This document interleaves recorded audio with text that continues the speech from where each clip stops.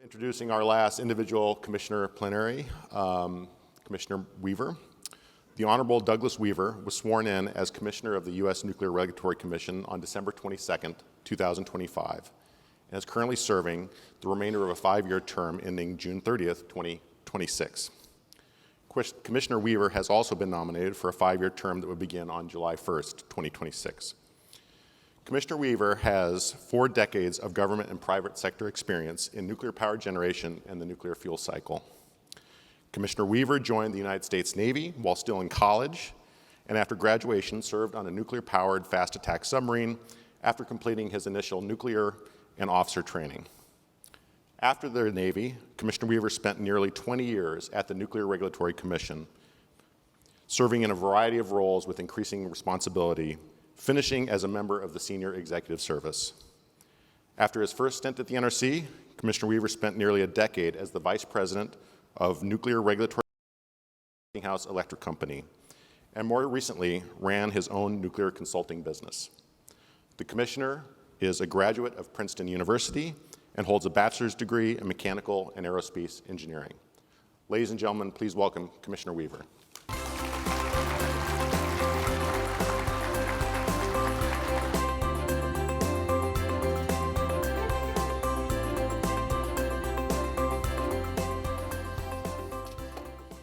I should raise this up a little bit more, sorry. So back to the future. 1985 was a good year for me. It was the year I graduated from college, started officer candidate school, and were you born yet? Rather. But I appreciate that you bring up some of the older movies. So good morning and welcome.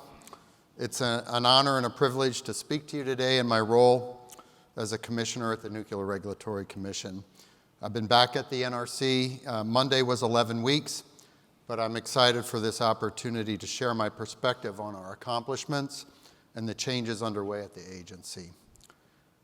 First, speaking at a plenary session on the second day feels a little bit like being at the kids' table at Thanksgiving. You're part of the family, but sort of.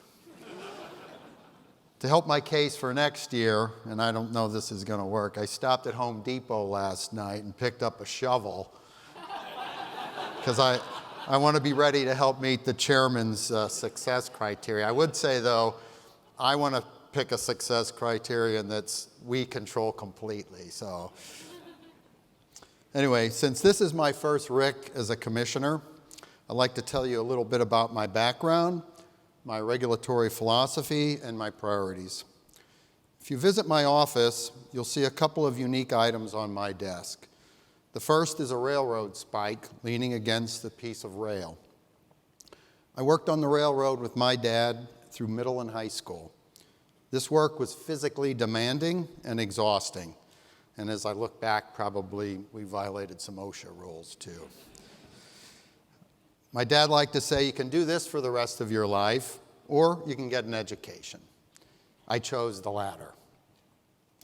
The spike in the rail remind me that no matter how hard things get, I've survived worse.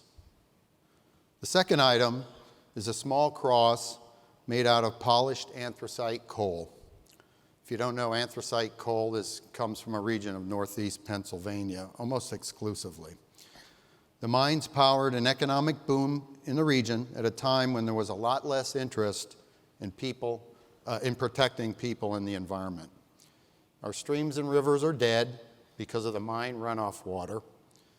Fires continue to burn below the surface, and many men, including my dad's brothers, suffered debilitating lung ailments, something called black lung, if you've never heard of it.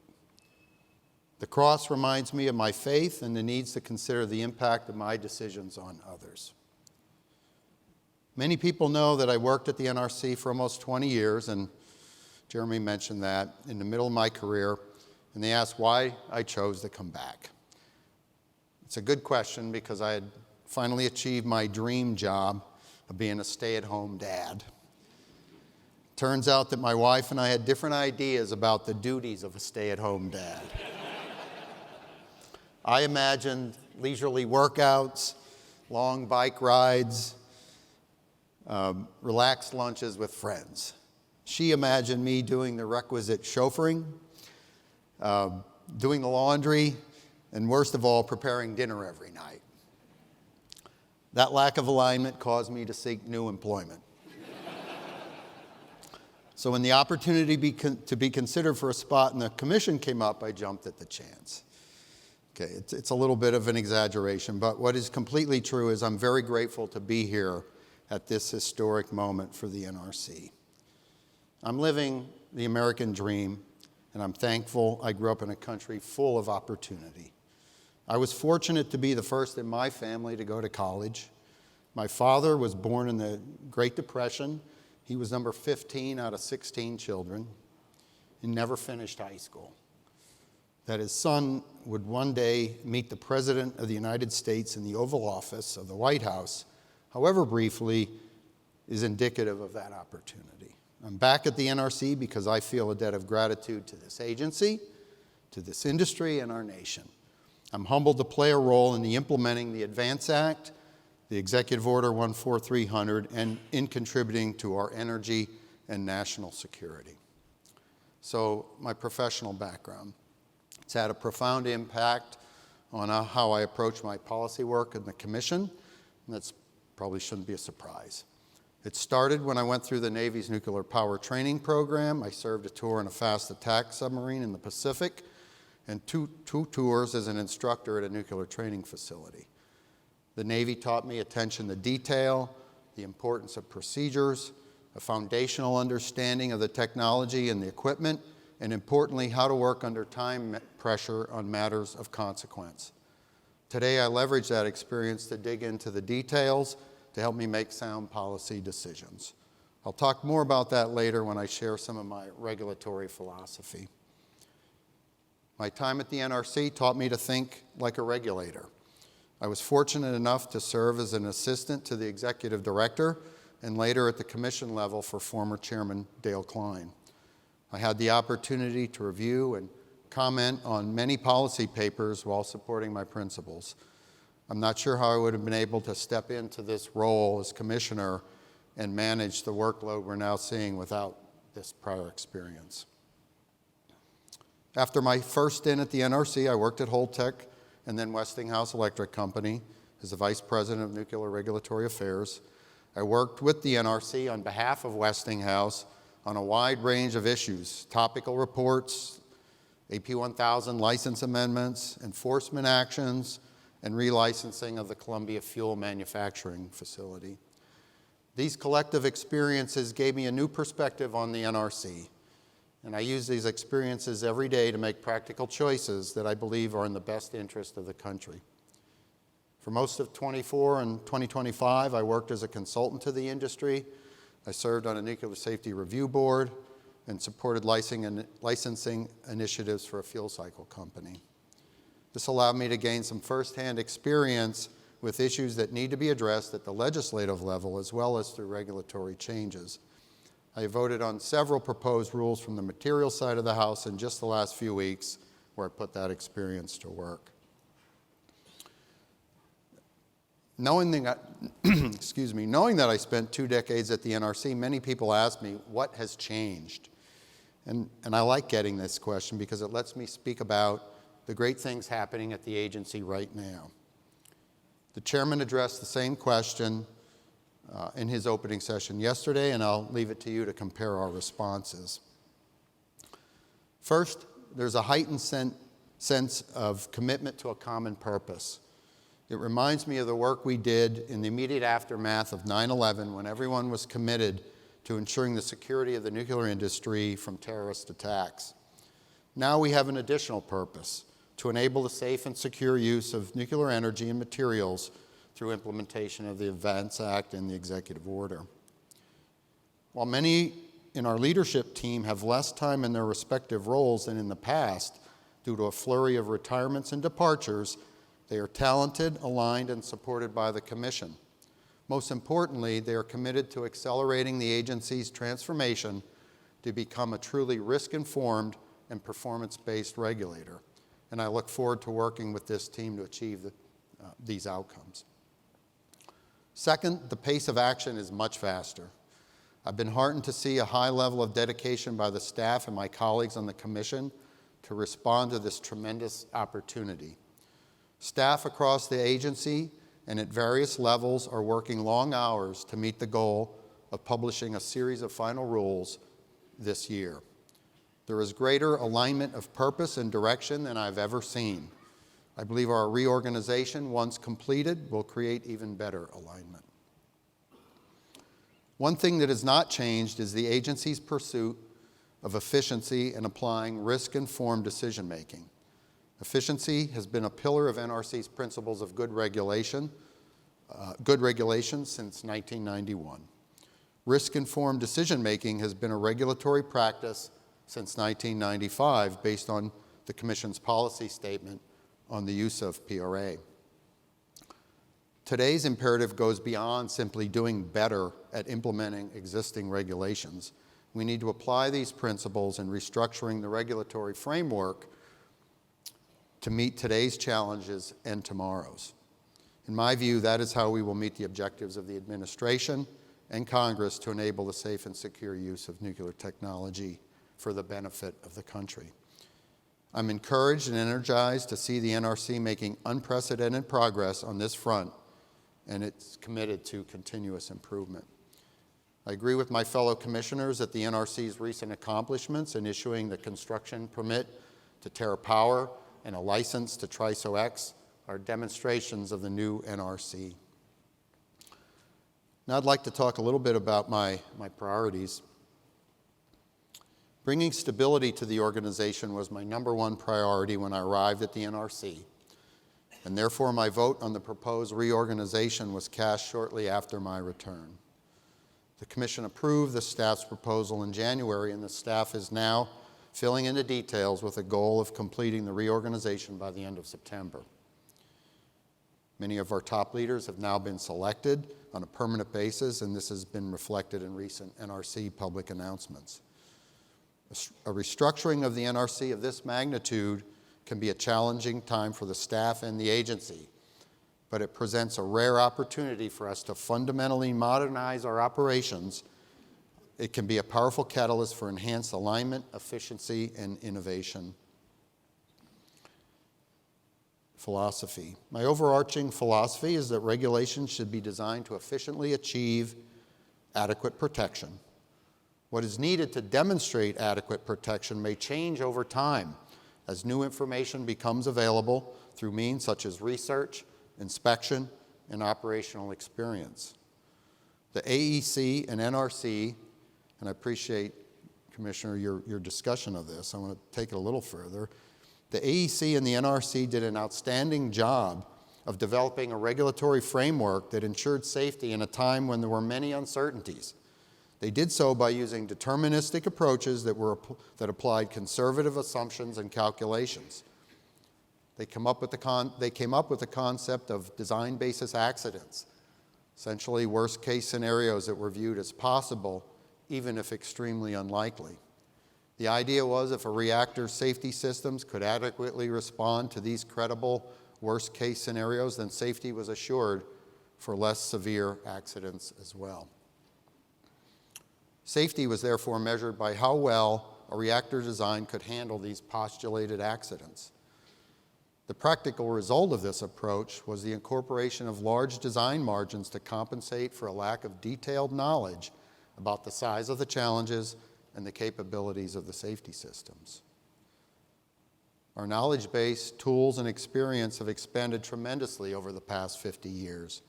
These advances mean that we can confidently remove some of these conservatisms while maintaining safety, i.e. keeping a reasonable assurance of adequate protection. The Power Up Rate program and risk-informed initiatives that provide operational flexibility are great examples of reclaiming some of that margin.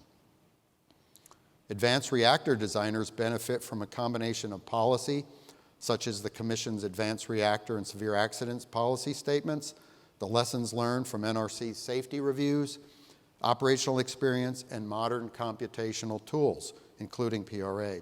As a result, the risk-informed approaches adopted by advanced reactor vendors allow for designs that don't require excessive conservatism. It is my opinion, as one commissioner, that you will see just this kind of thinking in our licensing actions, as well as many of the proposed rules that will become available for public comment in the near future.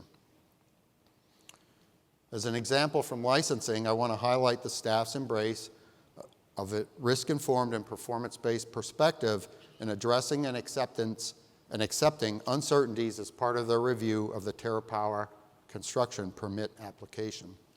Another example is revisiting the original assumptions about which accidents are credible based on the latest science and operating experience as part of our efforts of Executive Order 14300. Essentially, every element of the regulatory framework is under review. I'd like to talk about a few of these a little more because I think they highlight the changes underway at the NRC. In the policy matters that I've voted on, I've been impressed with the positive changes that are taking place at the NRC. And I see a good deal of alignment between the regulatory philosophy I just laid out and the staff's proposals. These proposals are accelerating the adoption and implementation of risk-informed, performance-based approaches in our regulatory framework. One example is the staff's proposal on the modifications to the baseline inspection program under the Reactor Oversight Process, or ROP. While the number of ROP baseline inspection hours has remained relatively constant since the beginning of the ROP, which was around 2001, overall licensee performance has improved dramatically during this same period, as demonstrated by decreasing trends in the number of accident sequence precursor events, number of unplanned reactor scrams, reduction in the greater than green findings, as well as decreasing trend in the number of greater than green performance indicators. The improved licensee performance is supported by a reduced risk profile of the operating fleet, which is due in part to the post-Fukushima Flex modifications and implementation of risk-informed programs. The staff performed a comprehensive review of the ROP and proposed changes to the baseline inspection program to remove redundant inspection activities and make it more performance-based. While in my view this reduction in oversight is warranted, the future level of inspection effort will naturally follow performance, meaning if performance goes down, inspection goes up. Similar types of changes are under consideration by the Commission in the force-on-force inspection program. Another example from the licensing front is for Part 57, which I know you guys haven't seen yet, on licensing microreactors. The NRC staff rose to the challenge and delivered a novel licensing framework to enable a safe, secure, and rapid licensing of smaller reactors. I cannot share the details as the proposed rule is yet to be published, but I believe the work demonstrates the NRC's strong initiative in being open-minded in evaluating varied ideas under a demanding schedule. In doing so, I believe the staff effectively responded to the mandates placed upon us. I believe the publication of the proposed rule will be a strong signal that the NRC is prepared to enable the safe and secure use of nuclear energy, including rapid and high-volume licensing of facilities that demonstrate through their design attributes low risk to public health and safety. Excuse me.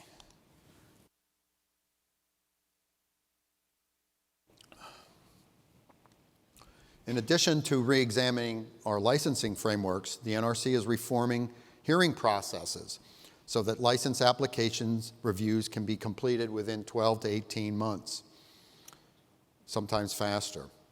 For example, last week, the proposed rule for streamlining contested adjudications in licensing proceedings was published. This proposed rule both creates efficiencies in the hearing process and shortens overall timeframes for completing hearings. As with other proposed rules, the NRC is seeking public comment to ensure that we make well-informed, lasting changes to our processes. As many of you are aware, the NRC recently approved a major digital instrumentation and control upgrade at the Limerick plant. This accomplishment is commendable and represents a major milestone for the agency and the industry. However, I believe we must do more to enable the widespread adoption of digital I&C technology to improve nuclear power plant operations and safety. I'm a proponent of using a combination of design techniques, risk assessments, data, and operational strategy to allow for the broad and timely adoption of digital technologies across the operating fleet and advanced reactor designs.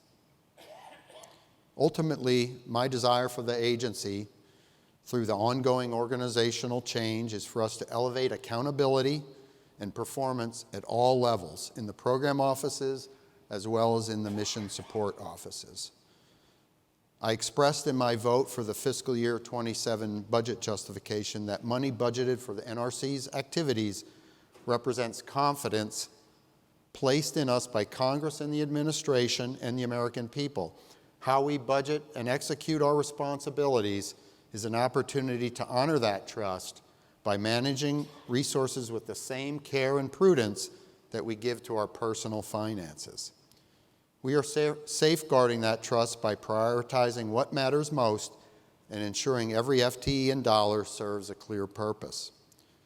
Similarly, how we organize, lead, and execute our mission is also an opportunity to be accountable to honor that public trust. When we do that, I believe we strengthen our credibility as good stewards of the NRC's most important resource, and that's our staff. As a commissioner, I'm committed to being accountable, not only to the administration and Congress, but also to the public, the staff, and my fellow commissioners, by responding to policy papers in a timely manner. When I arrived back in December, there were a stack of papers waiting for me on my first day as a commissioner, and thanks to the chairman who had voted, I was the last vote on some, so thank you. So my Christmas and New Year's were largely spent reading proposed rules.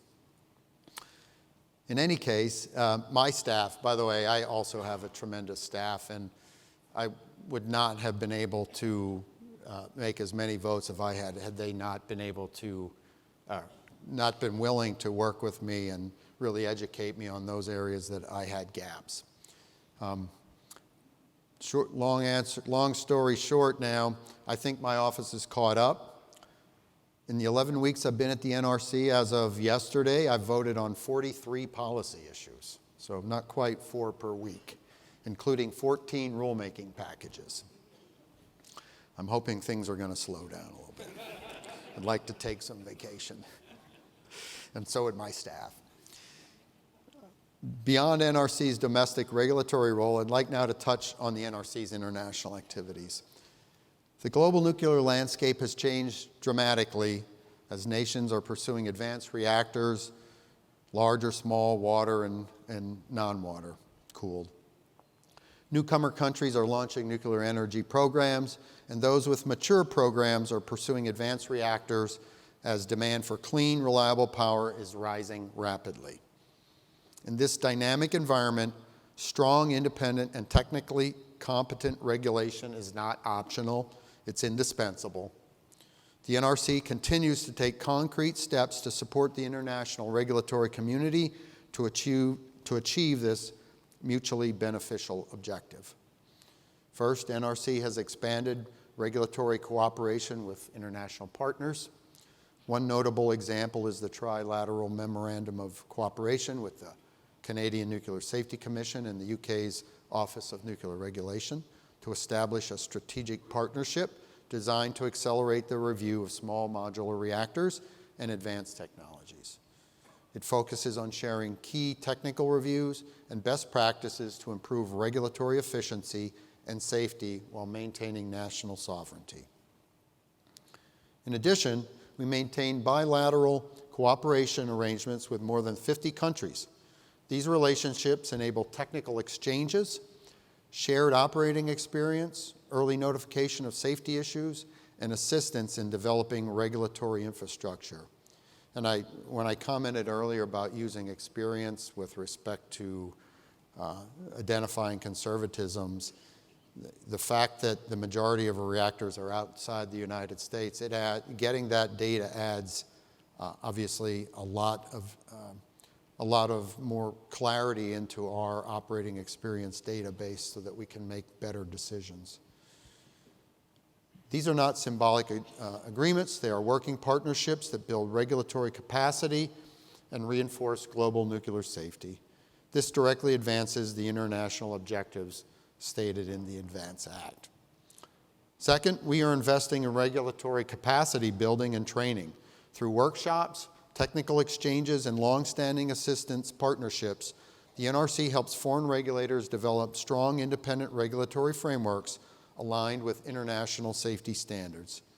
These efforts cultivate competent regulatory organizations worldwide, a foundational element of safe nuclear expansion. The NRC's international activities show that we are not only responding to the change, but we are also shaping it.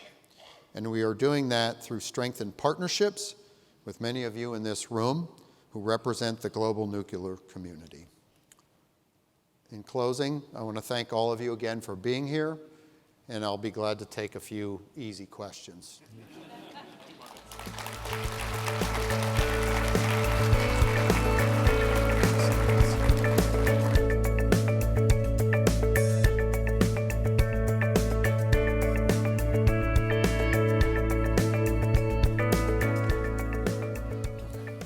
Well, thank you for that, sir. Really great remarks. So I'd like to start with, your experience. You talked about how your experience has shaped your regulatory philosophy, and much like our chairman, you were a longtime NRC employee, 2 decades of experience. You left to go to industry, and now you're back. And I guess I'm interested in your perspective on, what did you learn in industry about maybe a particular regulatory area where we could improve that would result in significant benefit to the industry or maybe the American taxpayer or the public as a whole? Just one. 2 if you want, as many as you like, sir. So I guess I'll tell a little story first. So I've known the chairman for probably 25 years. We used to take bike rides out at lunchtime behind White Flint Mall. And we maintained a friendship. And I would say more than over the last 10 or 15 years, we would occasionally have lunch or dinner. But we always found our way around to talk about how we'd fix the NRC. Now, I can assure you, we were not planning that this is the way things would work out. And, as I think back on my thoughts in those times, compared to what we're doing, they were small, right? We have a burning platform now that swamps anything that I could think of. But I would like to maybe mention a couple things. One was occasionally, as supporting Westinghouse or later, we'd be in interactions with the staff, and I would ask the question, why? Why do we need that? Why do we need to give you that? And sometimes the answer was not very satisfying. It was more along the lines of, because I said so. Kind of what we do as parents, right? And I think we need to do better. And I think we are doing better. So I think that's one thing. And the other thing, I think I'll say a larger level is, Commissioner Wright talks about the strike zone. And I think I like that analogy. I would take it one step further. I think the NRC is very good at calling balls and strikes. Occasionally there's some chatter from behind the parents are complaining about what was called. But in general, I think the NRC, and I would say almost always gets to the right answer, maybe not as quickly as some would like. But what I'd like to do with that analogy is say, as the regulator, we also control the size of the strike zone.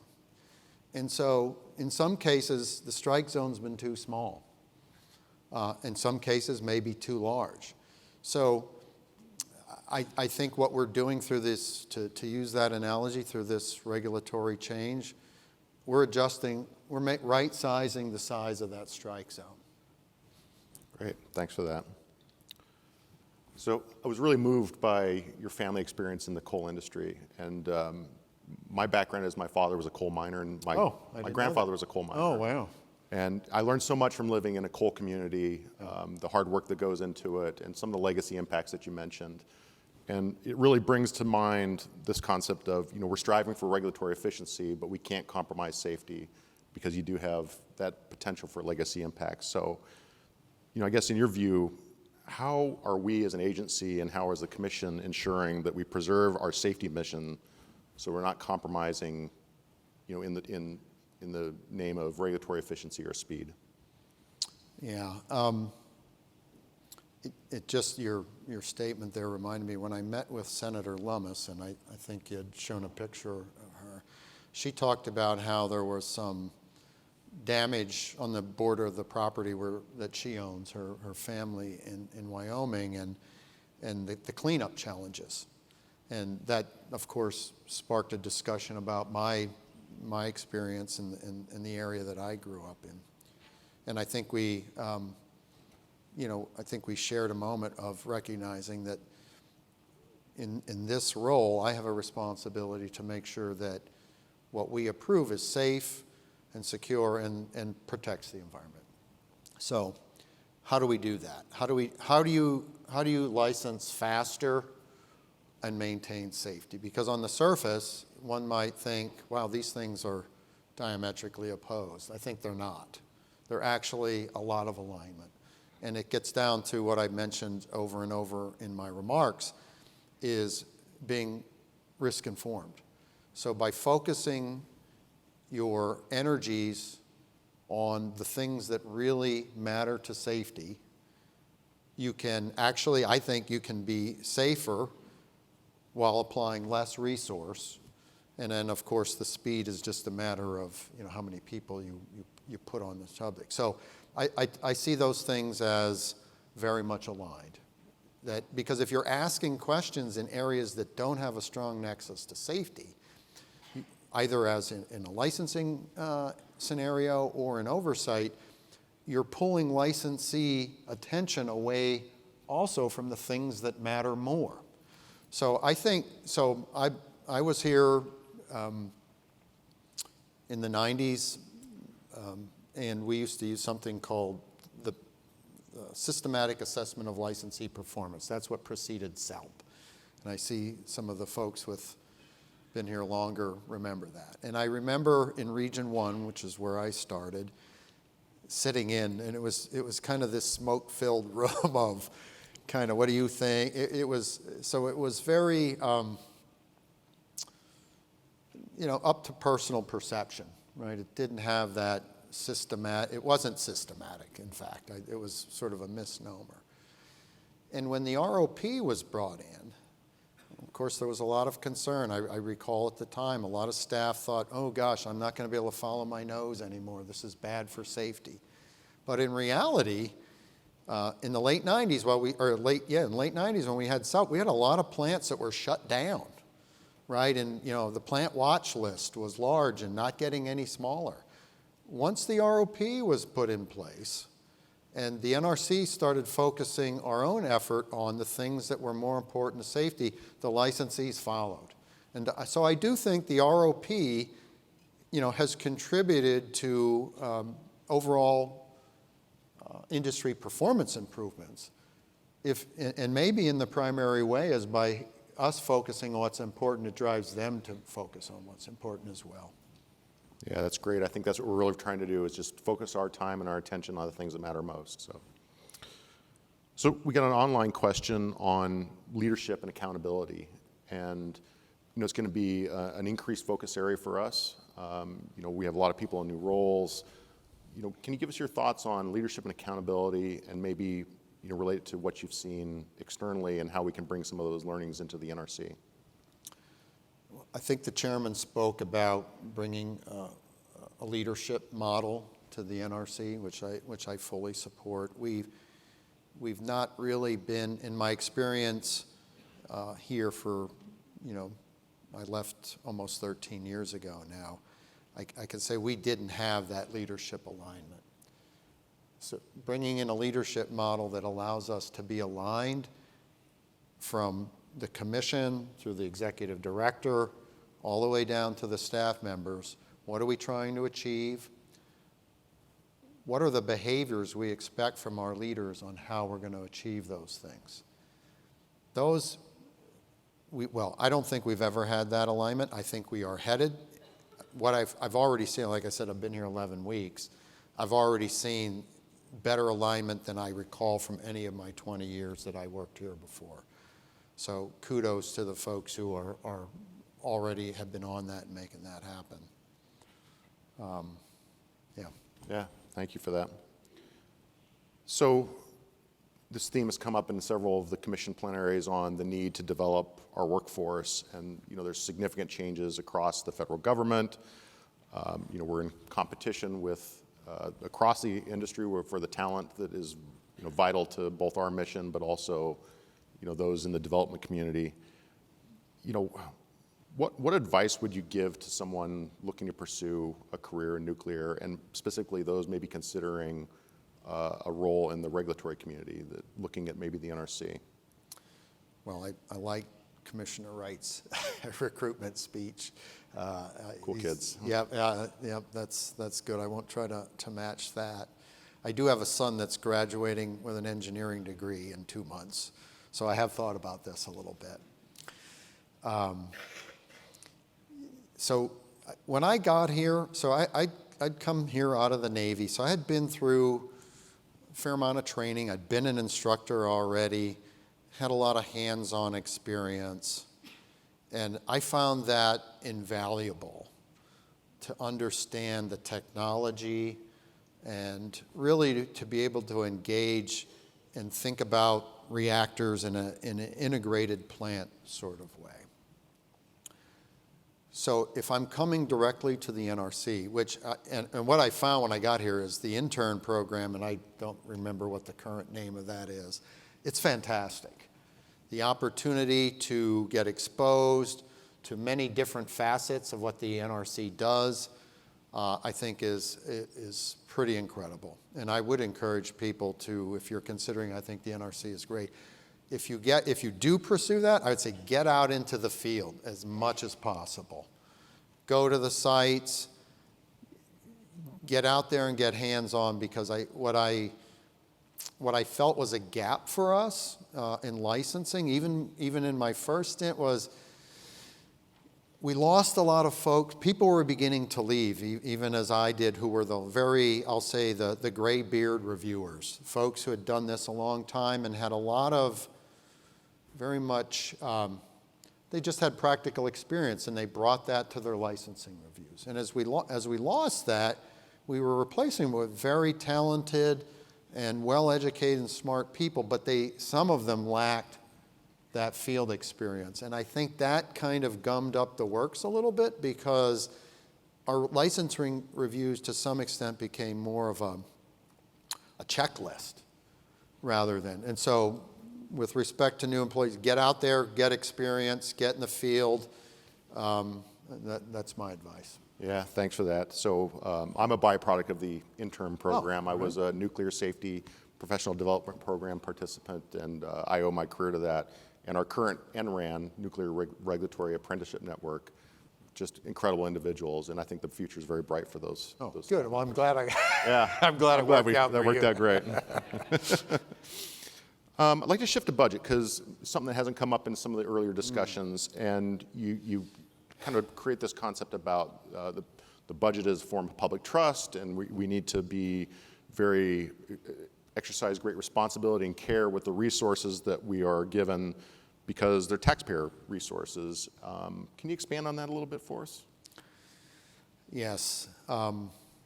In my confirmation hearing, the question came up, and the NRC budget has been a conundrum for me. In my confirmation hearing, I talked about my experience working for Chairman Klein and how difficult it was to get clarity on what exactly the staff was going to do with the resources we gave them. And the office directors will tell you that each and every one of them that I've spoke with, I've discussed budget. Not because I think we should be trimming to the absolute minimum, but it ought to be right. I want people to have a good work-life balance, but we should be able to, we need to have the resources we need to do the job and not more. I had a conversation, I'm not going to say with whom, when I was with Westinghouse about budget with an NRC office director, and I said, I don't understand why you need so many resources. And he said, Doug, what am I going to do? I'm not going to let people go. And I was like, well, if you don't have work for them, I'm not a proponent of letting people, maybe they need to find a home in another part of the agency. I think it takes a long time to develop a good regulator. I mean, I've been at this for 40 years, and every time I learn something, I realize there's 3 more things I didn't know, right? So my knowledge gap continues to grow as I learn. And so I think once we have a good regulator, we need to find a place.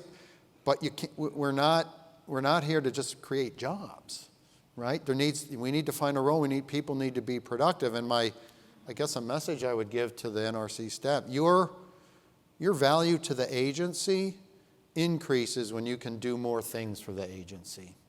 If there's a role, if your role is diminishing in terms of the number of people, find another place, because we want to find a home for you and leverage those experiences that you have for the good of the agency. I think losing someone and then the cost to us to hire and then retrain is very expensive. Absolutely. And so I would rather keep people. But in the context of budget, I think that, treat it like it's your own money. If you do that, we'll be fine. Yes, sir. Yeah. So a question came in about our updated mission statement and some of the language in the Advance Act about this concept of societal benefit. And I think maybe you hit a little on your plenary remarks, and it kind of came through in some of the themes. What's your thought on how we factor societal benefit into our regulatory decision making? Yeah, I think, Westinghouse, when I worked there, was building AP1000s in China. And some of my Westinghouse colleagues who had been to China were telling me how on a bad day in Beijing, you couldn't see from one skyscraper to another because of the smog. I've never been to China, but I looked it up online, and sure enough.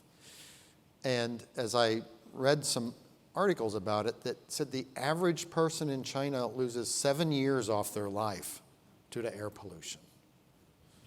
7 years. It's crazy. I was like, could this be real? I looked around, and it seems that that's really true. So when we look at societal benefit, I think in the past, before we had this enable language, we only looked at the risks. Well, what if, right? And we didn't really say, what are the benefits? And so I think it's very important that we look at the benefits because, as I mentioned in my remarks and I've heard from others, energy security and national security are closely linked. And so for making the United States an energy powerhouse makes us a better country, makes us a safer country, and it helps us support our allies around the world. Yeah. Yeah. It's a great perspective. I mean, the power's got to come from somewhere, and it'd be best if it was somewhere clean. So we're almost at the end of our time. Want to just end with one question, and you mentioned you purchased a Home Depot shovel. Yeah. It's probably the remark of the RIC so far, but I'd be interested in your thought on what success looks like, as we kind of move past the developing of the regs and the developing of the programs, and we go into implementing. What do you view as success going in the next 5 to 10 years for the NRC? So licensing, we have some now very aggressive licensing expectations, certainly aggressive compared to what we've done in the past. And I think our success is going to be measured on, do we achieve those targets or not? And I think we will. because I see, the energy in the staff that I've engaged with, it's energized me. And I think we will be successful. But if we can meet those targets, do it in not just timely, but efficiently, I think we're doing our part to enable. That's what we do to enable, right? We set the table to be able to, there's other things that have to happen before the shovels are going to come into play. But I think we set the table to make that happen. And to me, that's how I would measure it. Great. Right. Thank you, sir. Yep. Really enjoyed the conversation, and thanks to everyone for joining us. We're going to go on break now until 10:30, when we'll rejoin here for the EDO's plenary session. All right. Thanks, everyone. Thank you.